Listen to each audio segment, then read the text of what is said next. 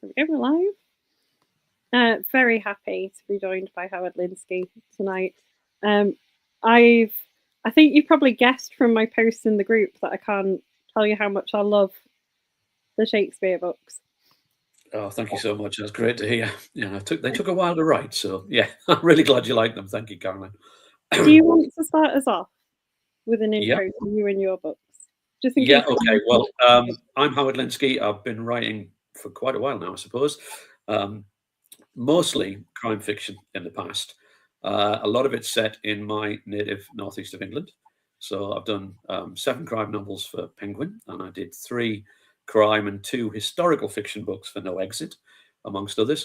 And this one's a bit of a diversion for me. It's the second in a new series for Canelo, and it's basically they entitle them the Shakespeare Mysteries because my lead protagonist is none other than a young-ish Will Shakespeare, at a time when he wasn't as established as we tend to think of him as being, always this legendary figure that's been around for hundreds of years. He's starting out in the first book, and by the second, he's still struggling to kind of establish himself, but also to survive in the Machiavellian world of the Elizabethan court. So, yeah, that's an intro to me and the books, I suppose. I didn't know as much about the historical crime before this because it is quite a change, isn't it? Because I've read some of your previous crime books. I think you were one of the first crime authors I got into. That's good to know. Reading crime. Well, I did 2 historical novels, but they were both set in the Second World War, and it was without giving you the very long version. Hunting the Hangman was one of the first books I wrote, and it got me a literary agent, Phil Patterson at Marjack. And at the time, it didn't get published. Couple of near misses, almost got published in England and America. Didn't happen in the end, and I ended up writing crime.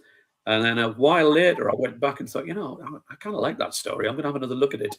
And I edited it again and took a few things out and streamlined it a bit, and we sent it out again.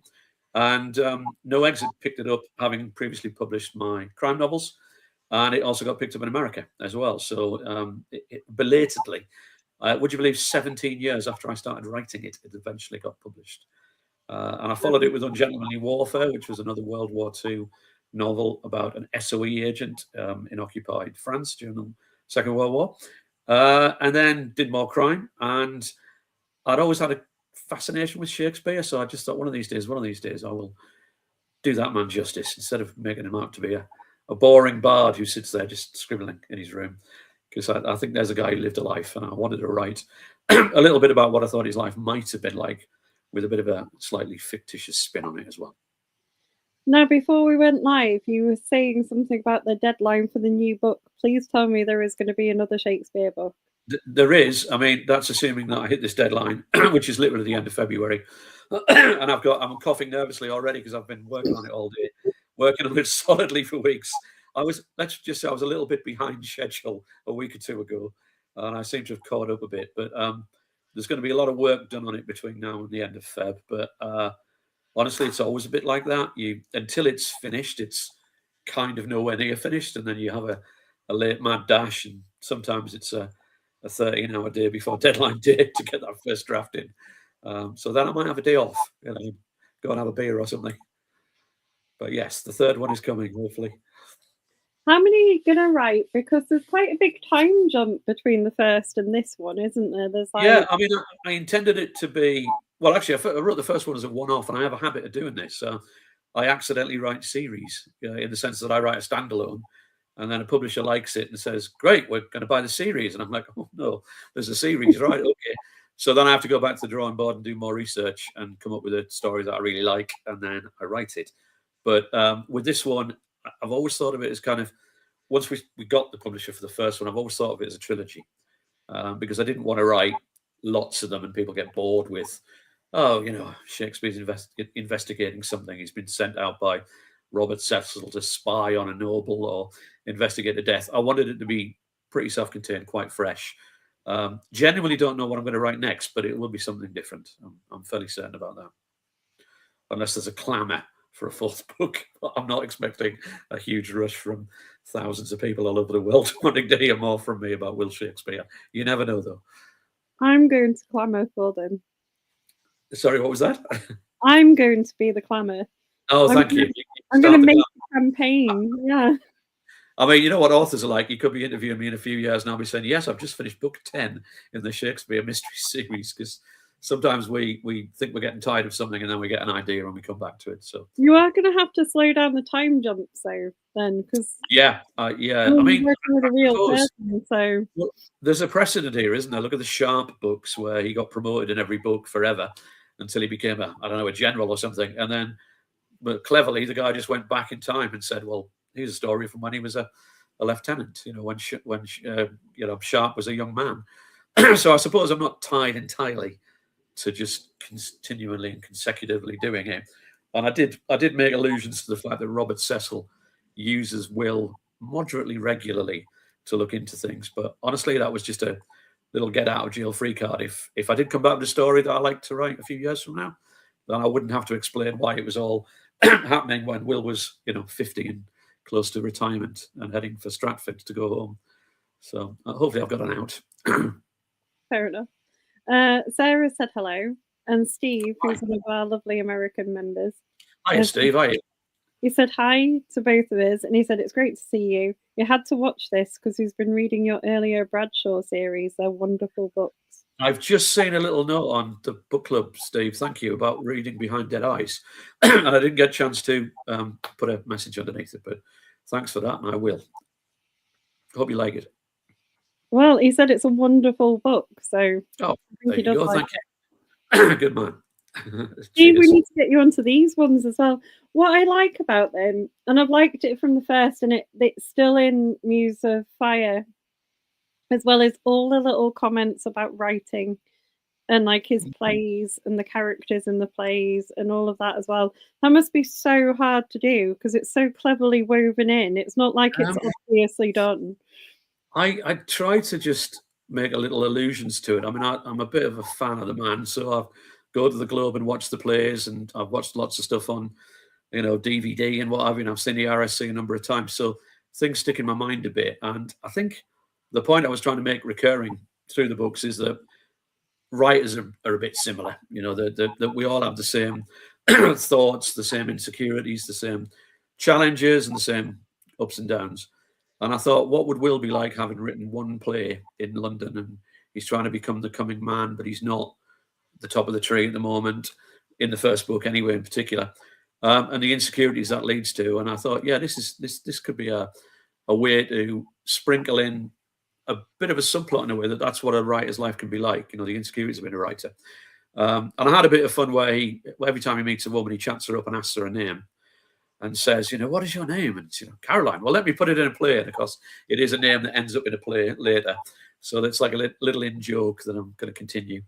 And, allusions to the plays. And the thing is also, authors, I think we mine from our own life a little bit. That is not to say that crime writers are all murdering people, but we do, when we're writing something, we'll remember something, and we'll remember something somebody said or did or how they looked, and you go, I can put that in there as a line that, illustrates what I'm trying to say. So I kind of have Will doing that a fair amount, that he's mining from his own life to a degree, and sometimes from the bad sides and also the good sides, that he falls in love with people. He's got a wife back in Stratford, but they're effectively estranged. It's a little bit different from Hamnet in that sense. It's not quite the love affair that they portray it as. But he was away a lot, and I just assumed that he would have probably had dalliances, and he does in these books. So, he's a lover of women. It doesn't always go well for him. That's kind of the fun part, is seeing him tied up in knots by a woman. Not literally, I should add, just metaphorically. There's a hilarious scene in the second book where someone accuses him of not writing his plays. Yeah. And I wondered if that was drawn from like some kind of anecdote of your own, like someone's ever said to you. Just my absolute fury and annoyance at people who say, he couldn't have written them. He couldn't have written them. He's just a boy from Stratford. He was a grammar school boy. He never went to university. And I think you snobs, And they also go, well, there's not huge evidence to suggest that he wrote them. There's loads. And then they come up with some candidate who was usually an earl, the Earl of Oxford or whatever, and or the Earl of Southampton. He wrote them. And you think, well, there's no evidence to suggest any of that. And you've even got quite famous Shakespearean actors like Derek Jacobi and, Mark Rylance. And, they say, oh, well, I don't think Shakespeare wrote them. No. And I just want to metaphorically strangle them, not literally, but they drive me crazy. So I thought, wouldn't it be fun if that chat started while Will was still alive and he'd written them? And people like Walter Raleigh, who was famously quite vain and thought he was a big poet himself, would sort of accost him and go, no, who's really written them, Will? It can't be you, obviously. And then that conspiracy theory that still exists in this day and age, that Kit Marlowe, having died, was actually my opinion murdered in a so-called brawl, is still alive and writing Will Shakespeare's plays. And I'm just like, complete madness when you actually cross-examine it slightly. Would Kit Marlowe lock himself up in a house and write Will's plays for, I don't know what, 50% of the cash, none of the acclaim, and he couldn't go anywhere? It just falls apart when you think about it. So I get really wound up by the people who say Shakespeare didn't write Shakespeare. I'm like, oh God. So I thought, yeah, we'll have a bit of fun at their expense. And Will kind of goes, this again? Because he's had it in his lifetime. I don't know if he did. Probably he didn't, because people knew he'd written the damn things. And when they were published in pamphlet form, they had his name on them. And when they were assembled in the first folio, the guys doing the assembling put his name. They didn't put and all these other co-writers. Bits of Shakespeare may well have been co-written because they didn't care so much about it. But generally speaking, I'm all in for him writing 90% of it. Definitely. And there's like ways that he's kind of prompted because he spends more time in the court in this one, doesn't he? Like he's the first one, he's sort of mostly embroiled in the life of the theatre and then investigating this thing on the side. This second one is more actually in the day-to-day life of the court, which is a bit different. Yeah, and there was several reasons for that, really. One was he would have been there more often because he'd reached the stage now where he was regularly writing and the plays were being performed for Queen Elizabeth, which must have been quite daunting. You really wouldn't want her reviewing you if she didn't like it. And the incident that I'm talking about, the whole plot, begins at court. And what happens is Cecil asks Will to look into it, and the excuse for them interacting is the fact that Will is writing a play. And he's always writing a play, so when he comes into court, he has to update Robert Cecil. And the ruse, which is based on reality, is that Robert Cecil would have been very concerned about the words he was using. Because when you think of that era, if you wanted to agitate someone to bring down the Queen, if you could, there's only 3 ways you can do this, really. Buy them drinks in a tavern, and if you're lucky, 5 drunk people agree to follow you. You could agitate them from the pulpit as a clergyman. Maybe 30 people might agree with you, but you'd probably be arrested pretty promptly. Whereas you put on a play at the Globe, 3,000 people could pack in there, and if you said something that was slightly heretical or it was against the Queen, there's 3,000 people are going to go home and think about that. And in the book, the reality of how serious that is underscored by the fact that when the Earl of Essex rises up in the book, as he did in reality, he literally starts the rebellion by putting on the play Richard II, which he gets Will and his performers to perform at the Globe the day before he marches 300 men through London in rebellion. That actually happened, and they did it for a reason, because Richard II is deposed, and his ministers and advisors were either kicked out, slaughtered, whatever. So this is real. That actually happened, and it shows. And Will got into trouble for that. I mean, he managed to talk his way out of it, but and the Queen was lenient to everybody except the Earl and the Earl of Southampton, the 2 main guys, and only one of them went to the block.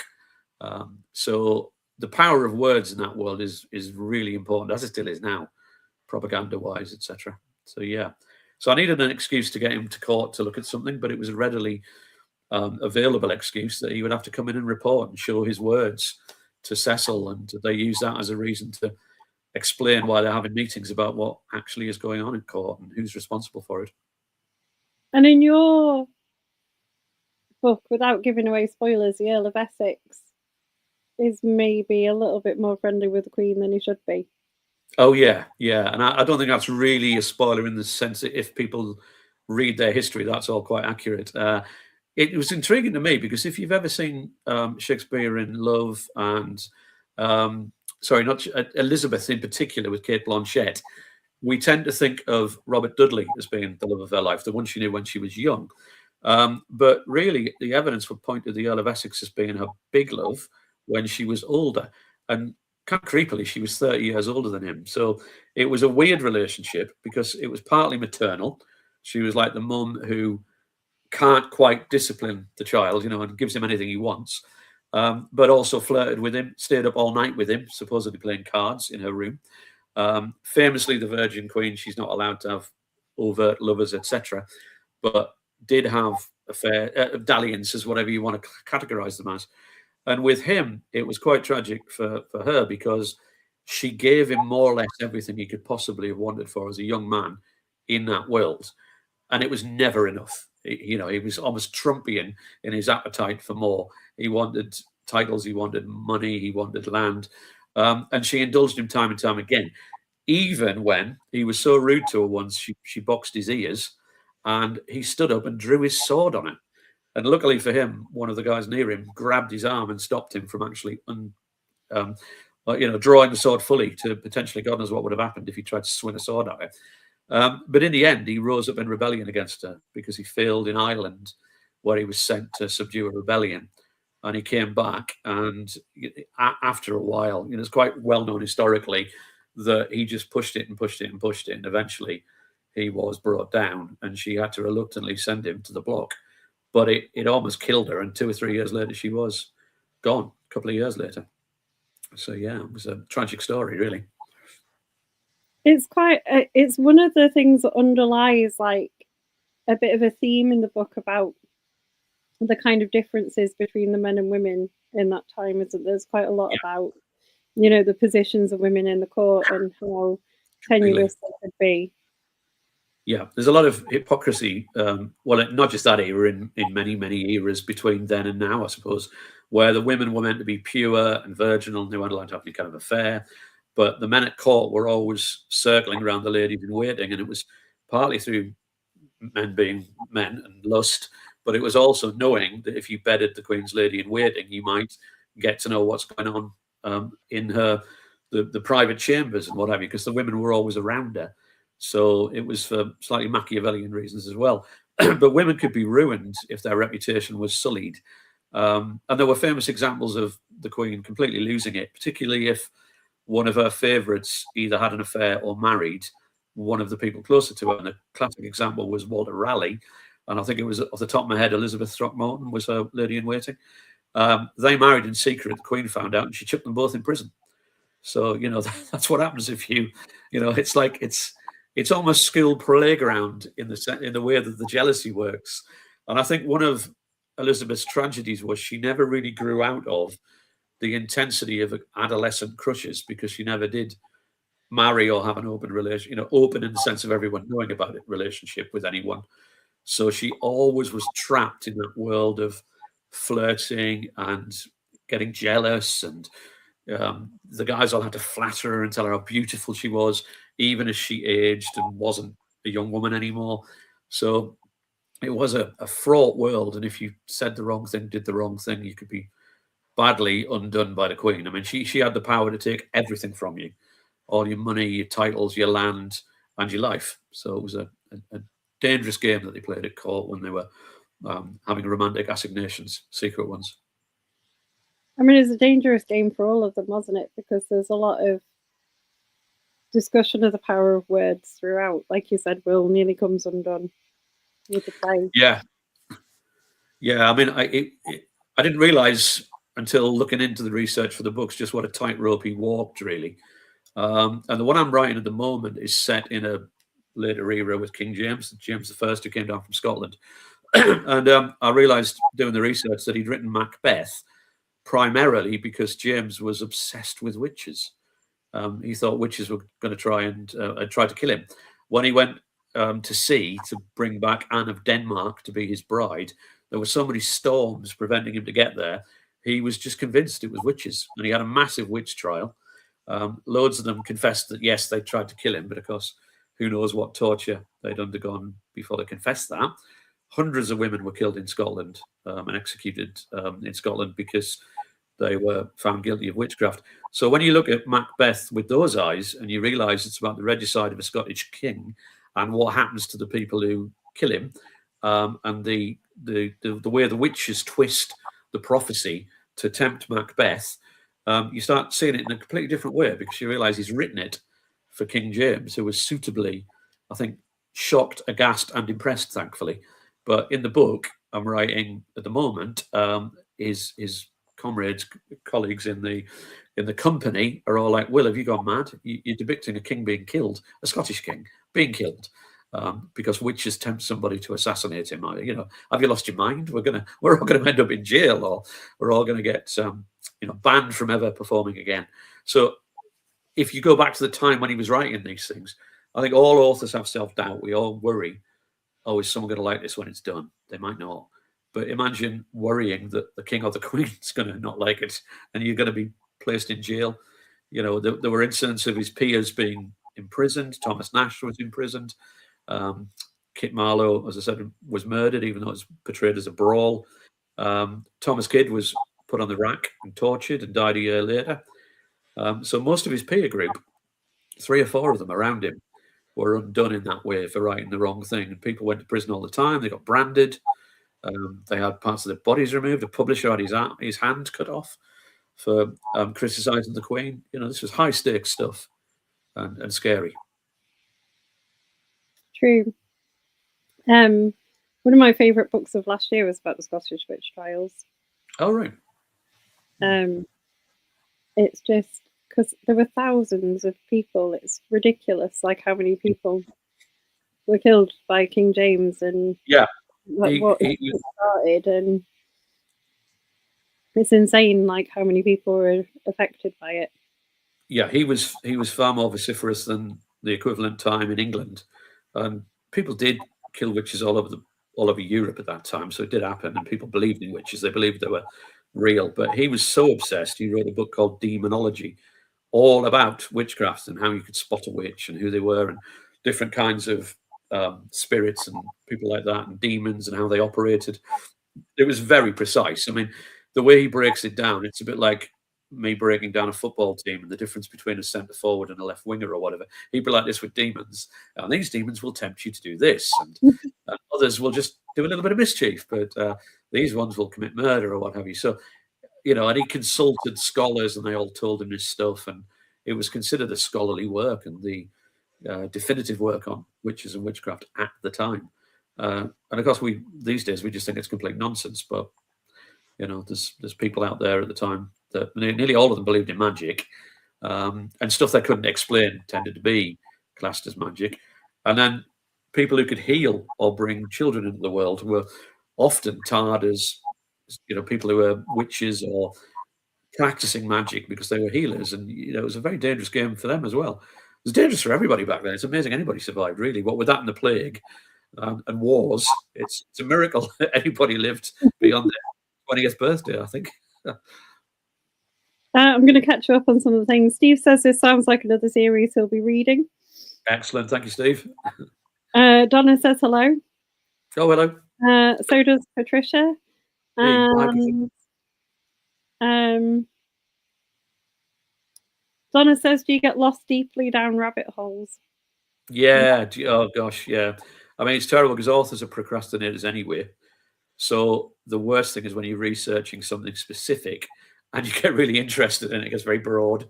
So the stuff I've been talking to you about tonight was all part of research, and then you find you're off on tangents that can last quite a while, and you go at the end of it, you go, how much of that is going to end up in the book? Not that much. And then you have to convince yourself, well, it's good background. You know, at least you're getting the ambience, you're getting the tone of the world they live in.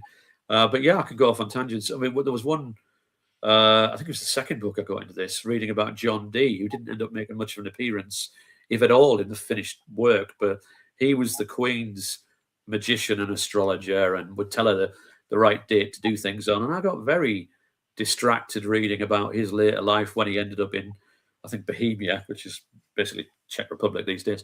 and what he got up to. And I thought, God, none of that's going to end up in the book, Howard. What on earth are you doing? That was just one day. And I've done it with every book I've ever written, really, where you think, I'm overdoing it here. I'm reading around the subject. But I suppose at least you feel like you know your stuff. And you can, if somebody says to me that, well, that couldn't happen, I can probably go, well, it did. So I can rebuff anybody who thinks that maybe they know this stuff is not relevant or not factual, So I've done my work, but often by accident, just by reading the wrong things. Let's talk about one of my other favourite scenes in the book as well, because in this one they've got problems with the globe, haven't they? Oh, yeah. So with their landlord, and there's the glorious moment when they move it. That is just love it. Yeah. It's wonderful, like how you wrote it. My job was to write it and describe it, but honestly, I couldn't have invented this. It was amazing. I mean, you imagine, if anyone knows the Globe Theatre or the rebuilt version, the modern version, how difficult that would be for a handful of us to take that down with our bare hands without using machinery and lorries and things. So what happened was their landlord, Giles Allen, got greedy after the 20-year lease of the original theatre, which was literally called The Theatre and was on the north side of the Thames. When that expired, he decided that he would up the rent. And it was so high, they were like, well, this is ridiculous. We can't give you all our money to be here. We won't make any. And he wouldn't budge. And he claimed that he owned the land and the theatre. They pointed out that he owned the land, but not the theatre. The theatre was just put on the land. And they must have had a long debate about this. And I'll put this in the book in bits. But eventually they decided the only way to do anything about this without losing their theatre, because it's been closed now by the landlord, is to literally turn up one day and dismantle it. They put it in lots and lots of carts. They took it down to a warehouse on the Thames. They had to wait until the ground thawed, because they did this when he was away at Christmas time, which I just loved. He went off to celebrate his Christmas holidays, Giles Allen. And when he came back, there was a big gap where the theatre used to be. And all there was land, and bare land at that. So they then shipped the various component parts of the theatre across the river on barges. They purchased some land on the south bank. And this was basically marshland, so they had to drain it. There was all sorts of stuff that had to be done with foundations. They then used the component parts of the theatre and new parts to build the Globe. And honestly, you look at things like HS2 and how many years that's taken and over budget it is. They did this in about 6 months. From the point where they took it down to the point where it was actually able to put on a play was around 6 months. It's absolutely remarkable. And, they're not using modern tools or modern lorries or anything to transport this stuff. It was an absolutely incredible leap of faith that they did. And then they had to build the thing and go, what if no one comes? We'll be bankrupt. It cost a lot of money. But it was an immediate hit. People flocked to it. They'd never seen anything quite like it, rising up out of this slightly soft land that they would build it on. So it became an absolute hit, which is good to know. It was just, there's a bit, I mean, it's not like crucial to the plot, is it? So I don't think it's giving away a spoiler, but while they're taking it down, there's sort of people who work for the landlord, aren't they? And they're like, you can't trespass on the land, so they literally walk across the boards. So I did that fun. As long as they didn't. So I had to think of a way. I was thinking, I don't really get how this could have occurred in real life, because Giles Allen did leave, but he left men behind to safeguard his locked theatre. So I thought, well, either I depict Will turning up with all of his mates and there's a fight, or they threaten them or something. But would he really be as unsubtle as that? Wouldn't he be cleverer? Excuse me. And the cleverness made me think of The Merchant of Venice, where the plot line is, it's going to be a spoiler, but I think we all know this plot line more or less, that Shylock demands a pound of flesh for the culmination of the loan thing that he does. And the judge says, well, yeah, okay, you can have a pound of flesh, but not a drop of blood. And Shylock can't do that act without getting a drop of blood, so he's foiled. And I thought, it just got me thinking, well, how would they tear down a theatre? And I thought, right, well, we'll get the guy to see you can't step on the land. You're not allowed on the land. That'd be trespassing. So Will says, well, we won't tread on the land. We'll just take everything down while we're standing on the floorboards. And then we'll pull the floorboards up as we go away toward the entrance, and we'll never step on the land. And because the young guy who's telling him this is obsessed with the idea that they might steal the land, and of course they don't want to steal the land; they want to steal the theatre, or not steal it. They want to take it back. But yeah, I can't remember if I got the idea from the Merchant of Venice, or I got the idea and then decided that Will gets the idea for the Merchant of Venice. But I wrote it in that order for him to think of a way to solve a plot problem, because we're all doing it as authors. We're all trying to solve a knotty plot problem of how to get from A to B, or explain somebody's actions. But yeah, it was fun to write that bit, actually. I enjoyed that bit. And he does quite often get, like, he's told to write certain plays, or he's asked for certain things, and he just goes off on a tangent, doesn't he, and writes something else. So like in the first book, they're like, no, you have to write histories, because that's what you're looking for. You can only write them. And he's like, but I'm writing a comedy. Yeah, I love the fact that because we all know he wrote everything, we don't realise that probably there was a time when the theatre owner went, don't write comedy, Will. Nobody can write comedy and history and tragedy. Just give me more of what worked. You know, Henry VI worked, so give me Richard III. And I like that idea, because that's what you would get now. You would get, I mean, there aren't many people who write lots of different things. Usually, if something is a success, you carry on writing in the same style, same genre, quite often the same characters, you know, over and over again, because it's a formula that works. And I like the idea of him chafing at the notion that all he's got to ever be able to write is historical stuff about kings, even though he does write that. But he wants to be a master of all these genres, and that's something that he takes quite seriously. And also in the first book, As You Like It is influenced by what happens to him and the woman he falls for. And of course, I looked at the timeline, and initially I thought, it's not out yet. You know, he wrote it a few years later, because the timeline, we kind of know when they were performed, roughly. And then I thought, actually, nobody knows when he wrote it. They know roughly when it was first performed, but he could have written an early draft, rather like I did with Hunting the Hangman. That was 17 years in the making. So I like the idea that at the end of the first book, James Burbage, the theatre impresario, tells him, it's great, Will, but London's not ready for it. You know, we've just come out of a plague. It's too new, too modern. People aren't going to laugh at the end of a plague. So maybe one day, and that he ends up submitting Richard III as well. But that does strike me as being a sort of parallel to the modern world, where people go, it's brilliant, but we're not ready for this. You know, you should stick to what you're good at. And I think a lot of writers have been frustrated by that over the years. There's a bit of a parallel to film and TV as well, isn't there? Because he's writing the scene where there's like Agincourt, and he's like, how can I do it on a stage where there's like all of these and men, and how will it work? And like people won't believe it, really. I like the idea that, and a fictional idea that I just dreamed up, that he only ends up writing the Henry V story because he and Robert Cecil are caught napping by the Earl of Essex, who sort of rounds the corner, and there they are. And he says, what are you talking about? Oh, we're talking about Will's new play. And he goes, oh, what's it about then? And Cecil says, well, Henry V. And Will's like, oh, how can I put Agincourt on stage? And I've always loved Henry V as a play. I saw it when I was a youngster at sixth form. We went to see the RSC do it. And Kenneth Branagh was Henry V, a young Kenneth Branagh. And he was brilliant in it. But also, I always remember in the movie version, Derek Jacobi did a fabulous, and you can see it on YouTube, it's really good. He does the Muse of Fire bit, the early bit, the opening scene where he says, oh, for a Muse of Fire. And then he lists all the things that, wouldn't it be great to have this? If we had a real king on the stage and we had real lords next to him. And, you know, when we mention horses, he calls it puissance, but when you mention horses, think 5,000 of them and that kind of thing.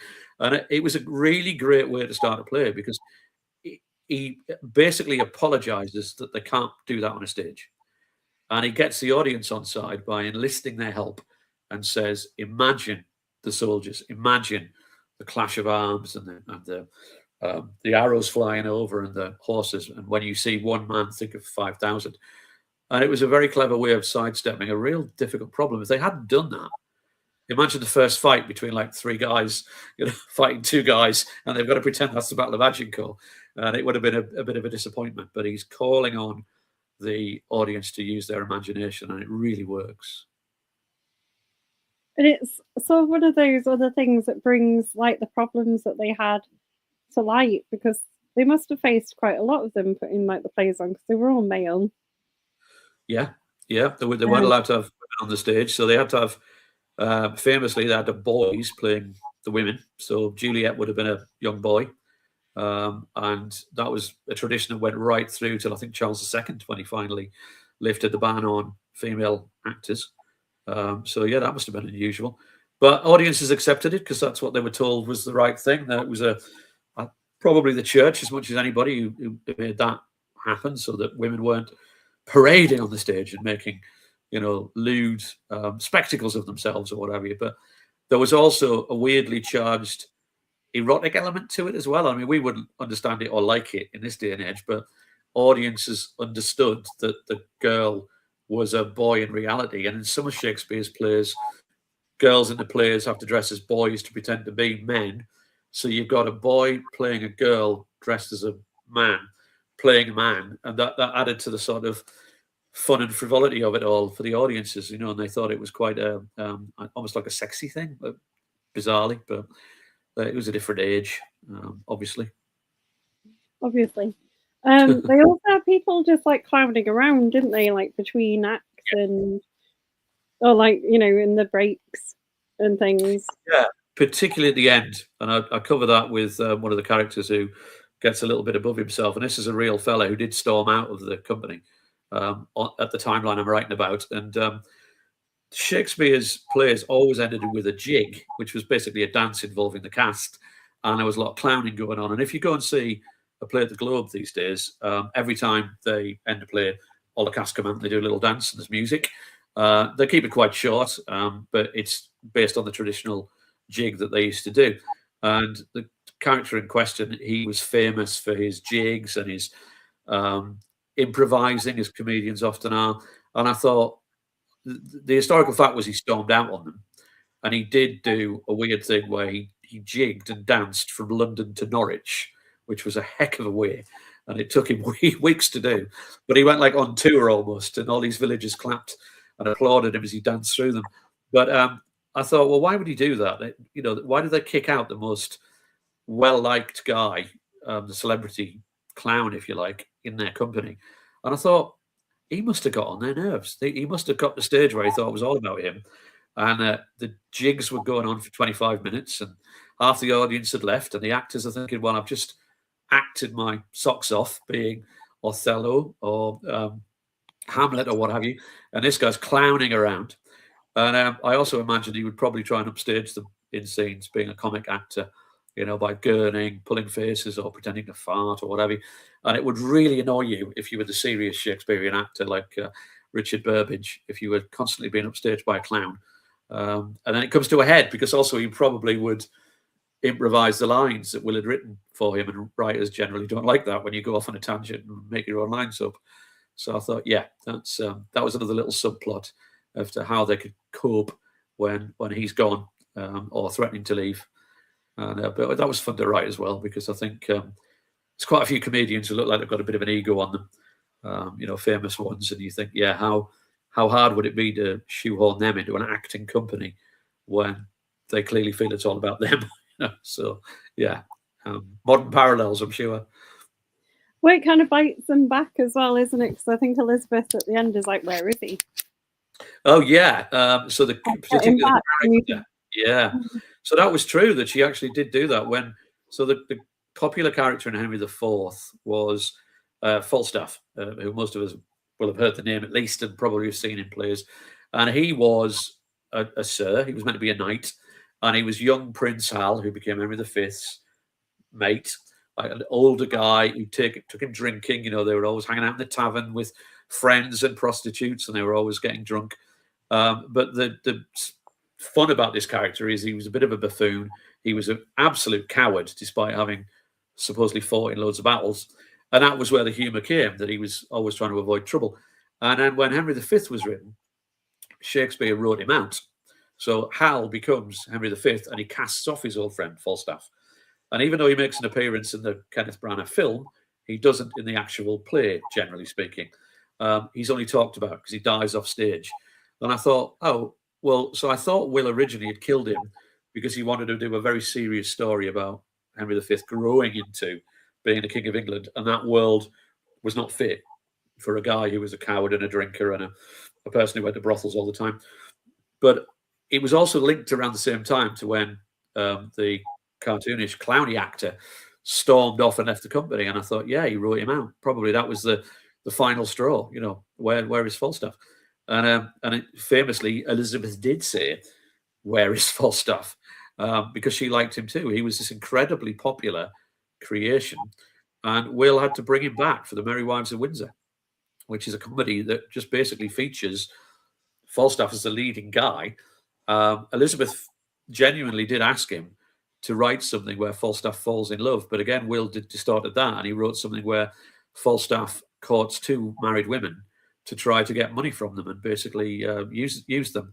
But they learn about this from each other and run him ragged. So that's the plot of Merry Wives of Windsor in a nutshell. But yeah, that was fun to write as well. I wonder if that's like a pressure modern authors ever feel, like the readers, because readers are closer to, in a weird way, closer to the authors now, aren't they? We've got social media, all these events where you can meet the author. There must be a demand sometimes for like a popular character. I think George R.R. Martin talked about it. Oh yeah. I mean, to be fair to him, he's got 11 years late with his next Game of Thrones, isn't he? Yeah, but she was like, you can't kill this character. You can't like. Yeah. And I wonder if like authors ever feel that pressure, like they kind of want to get rid of someone because they really don't like them, but then they can't because they're popular. It's a bit like that when you write a series. I had that when I wrote my David Blake series at the beginning. They did well, the 3 books, and people liked them. So when I stopped it as a trilogy, I didn't get a backlash, but I did get people going, oh, you know, are you not going to write another one? And I was like, well, I think I've gone as far as I can with that character. I think I've just ended it right for him. And I used to joke about it. I go, he deserves a rest. You know, people have been running ragged. But I didn't want to write 20 similar books with a guy who's almost killed in Newcastle and somehow gets out of trouble in the end. And I wanted to write new things. So I was very much driven by the story, not a hatred of the character that I've been writing. I just thought, I've done 3 books that I'm very proud of and I want to write something else. But yeah, you do every now and again, you get a message from someone saying, really like this book. Is there going to be another one featuring these characters? I got one recently about Alice Taylor's Missing, which is a standalone, but I did tee it up at the ending thinking I would like to write about them again one day. So I left it with that as a possibility. And somebody messaged me recently and said, are there any other books in the series? I'd love to read them. And I had to sheepishly reply that I'd not quite got round to writing another book with them in it yet. I've been distracted by about 5 other novels since then. Alice Taylor's Missing is one of my favourite pre-Shakespeare Howard Linskey novels. Oh, thank you very much. Yeah, I put a lot into that one.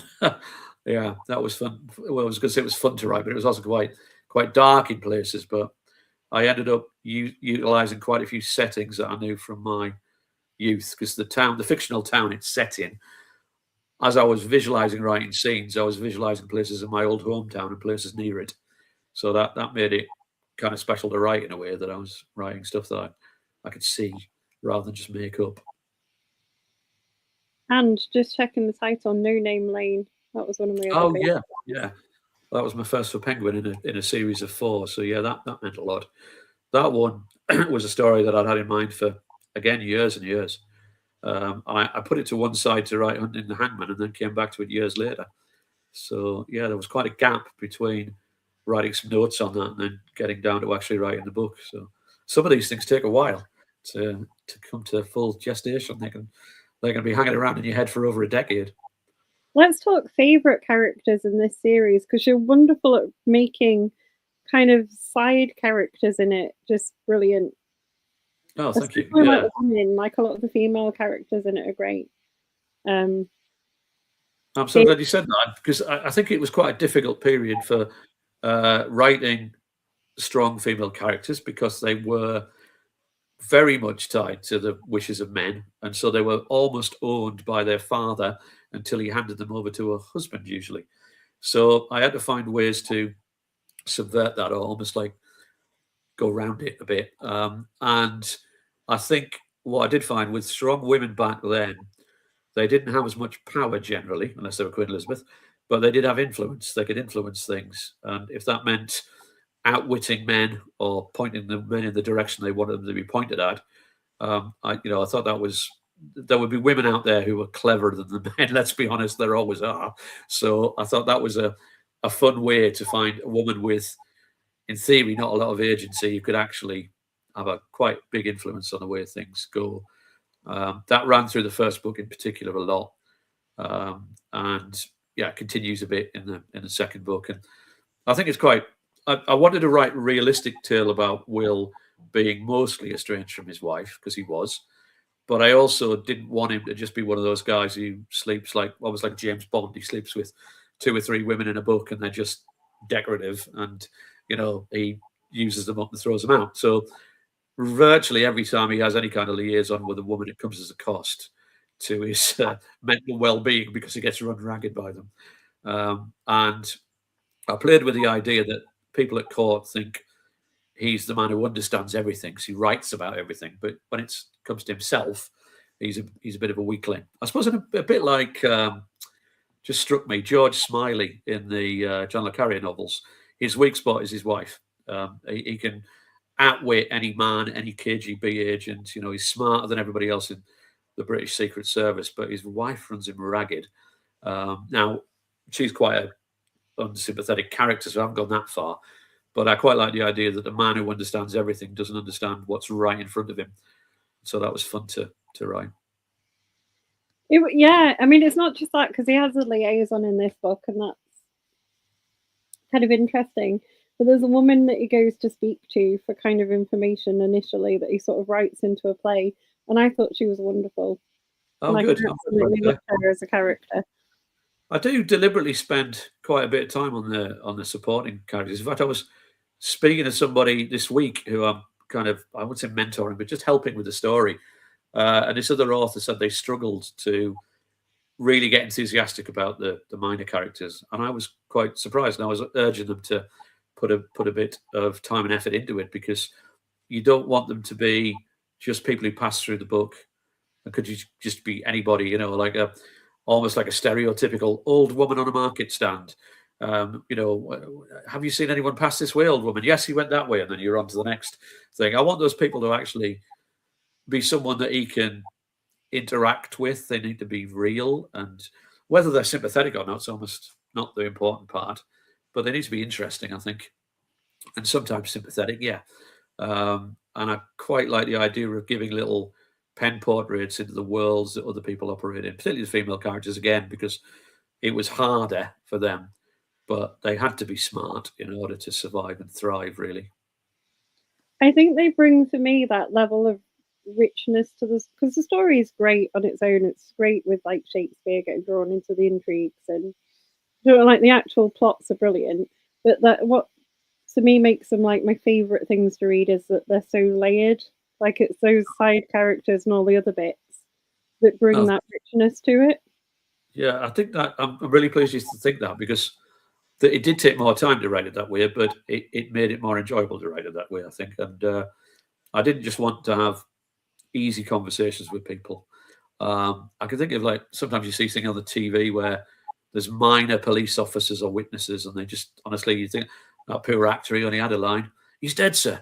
That's you just leave that guy and off you go. I like the idea that with Will, he has to sort of, it's you have to peel back the layers of the mystery before he gets to the end of it, and each layer really does need to have an interaction with somebody who's interesting, I think. Otherwise, it would be a bit dull, probably. And it gives me the chance to play around with other characters, different stratas of society, different levels. Because really, anybody below the Queen, no matter how lofty or how lowly, has a life, and they're all struggling to survive and struggling to get on. And no matter what point of the pyramid you're at, no matter how high you get, it's still going to be stressful. It's still going to be difficult. So you might be wealthy, but your husband might be awful, or he might be off having a dalliance elsewhere and leaving you behind, or what have you. Or the Queen might not like you, or people think you're, a loose woman, so they're all looking down on you or speaking about you in court and all that kind of thing. So there's layers upon layers upon layers in a court, and like life, I suppose, but it's a microcosm of life in that world, the Tudor world.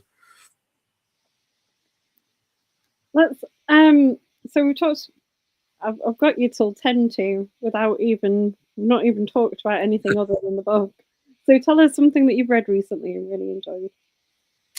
Oh, at the moment, I have been reading stuff that is unpublished because I'm judging a story competition for Pen to Print, who are in Bargain and Dagenham. So um, it was a revenge tale. Now I'm hoping that one day this thing will be published, and I won't say too much about it because, frankly, I haven't asked permission for the person who wrote it. But it was a clever story, and it involved witchcraft in a modern setting, and I thought it was very good. But I've got to read some more of those. So my own fiction reading has been a bit limited because I tend to be, when I'm at this stage in a book, I'm always buried in history books and non-fiction. So I'm trying to think of the last time I sat down and read a novel. It will be long before Christmas. So I can't give you a recommendation that's hot off the press. I should have really, done my homework and gone away and thought about it. But I've got history books scattered all over the place. If you could see just beyond the scope of this window, you'd see them all lying there. But yeah, I have to get to the stage where I'm a little bit obsessive toward the end of writing something and checking things and having done a lot of research on them. But I think any biography of Shakespeare, the one that I leafed through recently was the Bill Bryson book. That was pretty good. There's a really good Michael Wood book about Shakespeare, and trying to think what else I've read recently. I was reading history about the James I era when he first came down, and it all went horribly wrong because he promised Catholics the opportunity to potentially be eased up on after Elizabeth, and then he changed his mind, and hence we ended up with the gunpowder plot. So I've been watching lots of documentaries about that and dramas about it and reading about it. So I'll have to come back to you in a month or so with a list of good fiction, because then I'll be back reading normal books again, which would be nice. I don't mind a good historical recommendation, to be fair. Yeah, well, the one I really enjoyed reading was Peter Ackroyd's biography of Shakespeare. Very thick, very scholarly, but also very well written and quite, I would say, human. Some history can be a bit dry. I think I've loved history for my whole life, but when you read something that just reads like a textbook, it can be a bit off-putting. But when it's something that engages with you to the point where you think, I'm actually seeing the man here, I'm understanding Shakespeare. And what I managed to do was get hold of some old CD versions of it to listen to as well. So I know a couple of years ago, I had a car that still had a CD player in it. So I'd be driving to pick up my daughter from school, and I'd be putting these CDs in and hearing, the dulcet tones of the narrator, who from memory was Simon Callow. So he was narrating about Shakespeare, and I learned a lot just doing those journeys back and forth from one town to the other to pick my daughter up. So yeah, I'd thoroughly recommend that if you want to know a little bit more about Shakespeare. Obviously, me having whet the appetite of the reader, having gone through Muse of Fire and Players of Death, the paperback version of the first one, then you will obviously want to know more about the real William Shakespeare. So Peter Ackroyd's your man, and Michael Wood and Bill Bryson coming in second and third, I think. Well, I reread the first book before I read the second because I liked the first one so much. I was like, I'm just gonna have a treat and read it again. And then my husband was reading this non-fiction thing about Shakespeare. He was going, did you know that some people had like shares in the? And I was like, well, actually, yes, because it was in this book that I was reading. Yeah. I hope you looked up at him from reading my book. Yes, actually. Yeah. That's brilliant. Yeah. Reading it because I keep sending him facts as I was reading it. We don't tend to think of people as being shareholders in things back then, but that was the only way to get the money. Really, was if you needed to raise £100, you needed 10 people with £10, and that was a lot of money back then. So they had to pool resources and borrow, beg, steal, whatever they could to really get things together. And that mighty task of stripping the theatre and rebuilding it again was not a cheap undertaking. So yeah, getting shares in it was the solution. And money seems to be a big thing, because there's a bit in this one where he's bought the second best house in Stratford, hasn't he? Yes. So yeah, I proud of that. I was about that the other day because I was watching something on a documentary on TV, and they said, and Shakespeare bought the best house in Stratford, and I went, couldn't help it. I went to my wife. No, he famously bought the second best house, and that is I just thought it'd be quite fun where people forget and they keep saying, well, you've got the best house in Stratford. Well, no, it's the second best, and I got the impression he probably would have bought the best one if it had been available because I think partly he did it to say thank you and sorry to the wife and kids, so that he's away a lot, but he's put them up in splendour, and he's sent money back, and they've got a good life. But I would also imagine there was a little bit of that. Hope my hometown realizes I made something out of myself. That slightly proud and wants to look. Just bought the best house. I mean, he could have bought the best house anywhere and moved them down, but he didn't. He went back to his hometown, where his dad was under a bit of a shadow, and as was he, because of that. And he went, look, I've arrived. I've just bought this massive house, and yeah, my wife and kids live there. Yeah, and doing all right in London, So I think he was sending a fairly clear message by buying a house in Stratford that was quite grand. Have you got any other author events coming up for this? Are you going to any festivals and things this year? Yeah, I usually go to Harrogate, so I'm thinking of doing that again. And that's handy for me as well, because one of my best mates, they, as a family, they've moved to Harrogate, so I get to stay with my mates, which is marvellous. And I get very smug when people are going, oh my God, have you seen the cost of staying at the Crown Hotel? Or, I don't have to worry about that anymore after about 15 years of attempting to get a room. Sometimes I left it a bit late. When you're busy, you do, don't you? And nice to know I don't have to worry about that. But yeah, definitely doing Harrogate. And actually, I'm at that stage with writing where I haven't looked too far beyond the deadline. So when I get to the end of February, when, not if, I hand in this book, I will then be able to take a breath and go, right, what am I going to do for the rest of the year? And how am I going to go out, and which festivals and panels and things are going to be available? So yeah, then I'll know a bit more. But yeah, Harrogate's nearly always a must. I think I only missed it twice. Once with COVID, and once when I snapped a tendon in my leg playing football and I couldn't walk. So I was gutted that year. Yeah, I've missed it. I didn't miss it having COVID, but I got pinged by and missed it one time. So I don't really have an excuse because I live on a train ride from Harrogate. Oh, right. Well, hopefully see you there then. Yeah. Pretty easy train ride. So kind of have no excuse not to go, really. Well, I'll see you at the bar. The drinks are on me. Thanks for having me on. Well, you can tell me more about book 3 because I'll have to wait. Yeah, will do. Yeah. I've got like a big long wait now until I could read more of them. I know it's weird being an author because you're always talking about the book you wrote last, and then you're almost finishing the next one. So it actually gets quite confusing sometimes. I had slight panic attacks when you said, "Oh, a character I liked," and I was racking my brains trying to think, "Oh, which one?" Because there's a lot going on in that book. There's a lot going on in this one, and you can't always remember every little nuance that you've written down. So it's quite hard, I would imagine, to keep all that detail as well, because there is so much detail in them. It must be hard. I think the hardest part I find is when you're writing it. I tend to write not chronologically because I want to write certain things down before I forget them, and also their key scenes. So I'll write them, and then I end up with a weird thing that resembles a bit of a patchwork quilt of a Word document where I have to move things around a bit. So there'll be scenes all out of order that I'm in the process of putting back in the right order and joining up. And then you can lose the plot quite literally if you're not careful. And it takes a bit of work to pull it back together.